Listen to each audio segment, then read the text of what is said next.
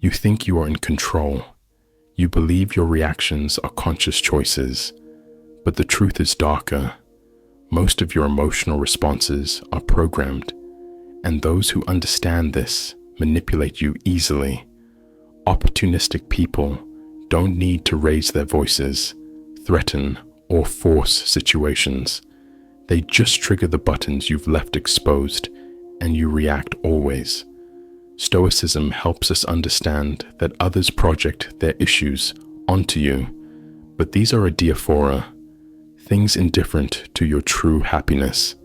Yet, you become the blank canvas for these projections because of your emotional availability. You know that friend who only reaches out when they are in crisis, that partner who always needs you to save the day, that person who praises you, but only as long as you are useful to them. None of this is by chance. They are not relating to you. They are relating to the idea of you, to the role you agree to play. And why do you agree? Because you are afraid of disappointing, afraid of not being loved, afraid of being abandoned. All fears related to things not within your control. The most effective manipulation doesn't happen in shouting. It happens in the silence of guilt. When you feel that you owe something to the other, when you believe you need to be available, need to help, need to understand, even when it destroys you inside. And here is the central point. The manipulator doesn't need to control you. They just need you to keep reacting the same way. But when you stop reacting, the game breaks. When you start saying no, responding with silence, withdrawing instead of explaining yourself, their expectations begin to crumble. The mask they put on you falls, and this leaves people unsettled because they no longer know who you are. And worse, now they are forced to look at themselves, and not everyone is prepared for that.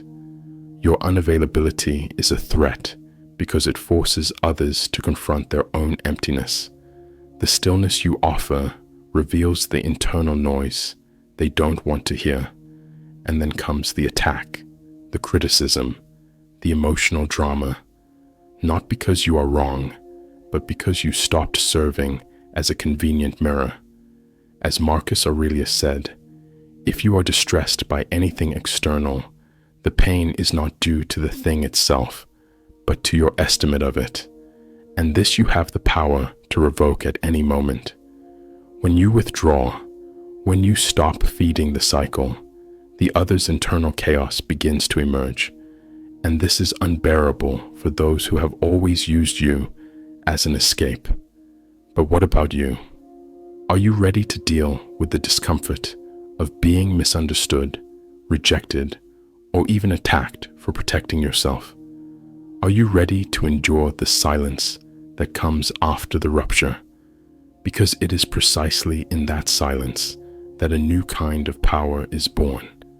And that is what we will talk about now. The modern world is noisy. Everyone wants to be heard, wants to respond quickly, wants to win pointless debates and prove their point, even if it costs them their own peace. But there is a power that few know and even fewer master, the power of stillness. Not the stillness of passivity or cowardice, but conscious, strategic, brutally lucid stillness. The kind of stillness that is not absence, but amplified presence, a form of apatheia, freedom from emotional disturbance. Stoicism sees stillness not as a void, but as a fertile ground for the development of reason, allowing for clarity and sound judgment.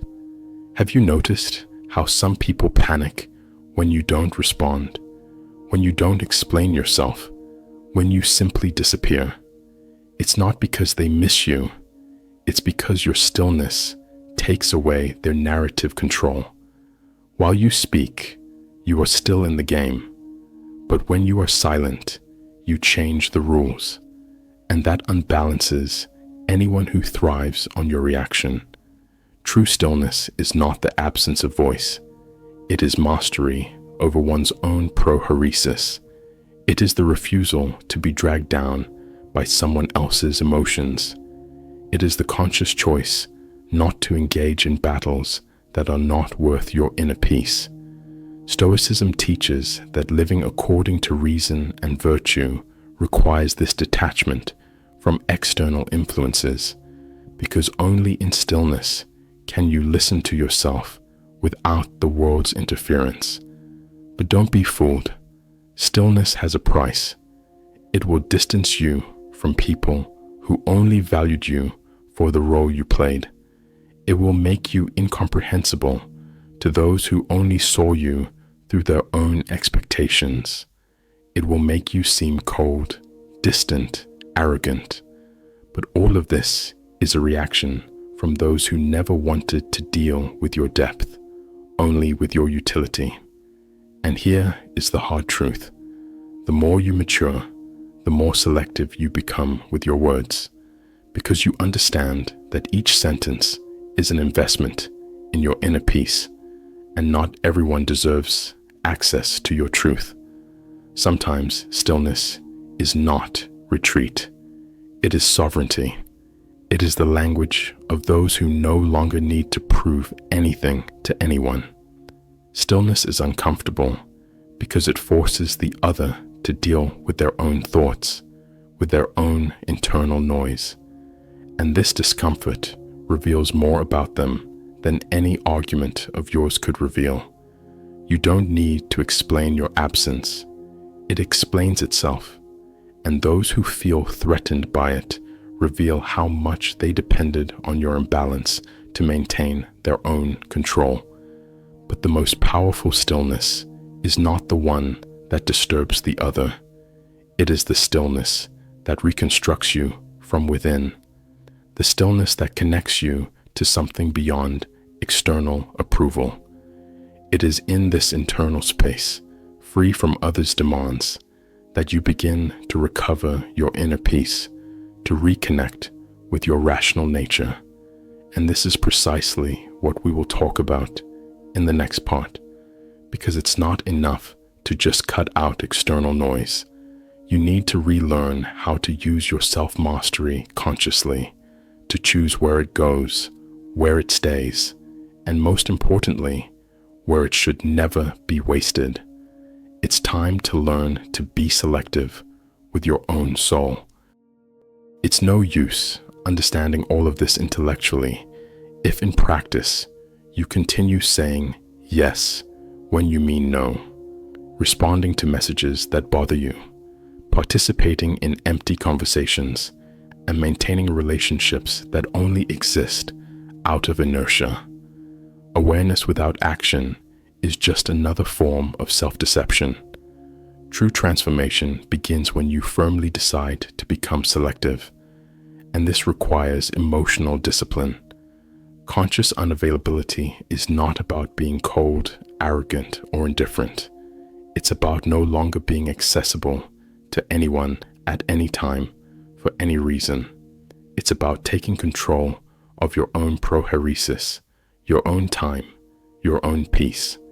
And this starts with small actions, not responding immediately, breathing before reacting, leaving a discussion before being dragged into chaos, turning off your phone without guilt, saying not today, saying I'm not interested, saying I won't get involved. But here's the most important part. You don't need to justify your absence. You don't need to explain your stillness. You owe nothing to anyone but yourself. And this for many people is unforgivable, because when you refuse to explain yourself, you take away the other person's power to keep you within an emotional narrative where you are always the helpful, understanding, accessible one. Stoicism teaches that developing the self goes through an inner retreat, a sacred time of internal withdrawal where you strengthen your reason and your inner citadel, where you relearn to listen to your own voice without the world's interference, where you rebuild your identity, not based on the gaze of others, but from your own center. Want to know a good thermometer for your evolution? Observe who starts to distance themselves from you when you become more reserved. Observe who tries to provoke you when you stop reacting. Observe who accuses you of having changed when you finally start to protect yourself. These are not signs that you are wrong. They are proof that you have begun to free yourself. Being unavailable is uncomfortable at first. You will feel guilty. You will think you are being selfish. You will hear that you are being too harsh. But this is part of the deconstruction process. You have spent your life being conditioned to put yourself second. It's natural that change causes discomfort, not only in you, but in everyone who benefited from your old version. Conscious unavailability is the foundation of self-determination. When you say no to the world, you are saying yes to yourself. When you withdraw from a toxic environment, you are reaffirming that your peace is worth more than any false connection. And when you stop explaining yourself, you begin to be respected, even if it's by few. But not everyone is ready for this type of presence, because your emotional absence will expose wounds they do not want to face. It will reveal how much they depended on your emotional chaos to feel in control. And it is at this moment that the rupture comes. And with the rupture comes the pain, the loneliness, the estrangement, the feeling that you are losing something when in fact you are just freeing yourself. But what happens after that? What comes after the distancing? What is born from the stillness? In the last part, we will talk about this, about the rebirth that only happens when you have the courage to be misunderstood, to be alone, and to become whole on your own. It's time to understand why the loneliness of the strong is the path to true freedom. When you stop being available to everyone, something profound begins to happen. First comes the stillness, an uncomfortable stillness that seems to scream inside you. You wonder if you did the right thing, if you are being too harsh, if you are losing people who liked you. But gradually, the stillness transforms. It begins to cleanse, to calm, to heal. And then comes solitude, but not the solitude of absence. It is the solitude of total presence, your own, the solitude of the strong, the solitude of one who no longer betrays themselves to keep others close. And in that space, where there was once confusion, clarity enters. Where there was once anxiety, peace enters. Where there was once neediness, a new kind of strength enters. The strength of being whole within yourself, what Stoics call eudaimonia, human flourishing. Stoicism teaches that living according to reason and virtue requires you to detach from what is not within your control, that you walk alone for a while. And that is exactly what you are doing when you decide to become unavailable. You are not fleeing the world. You are returning to yourself. It is at this point that you stop being a reactor and become a creator. You cease to be shaped by circumstances and begin to shape your reality from within, focusing on your own choices and judgments. The people who feel uncomfortable with your absence, they reveal that they never wanted you. They wanted the role you played. And now that you no longer fit, they don't know what to do with you. And that is liberating. You will lose people, but you will find yourself.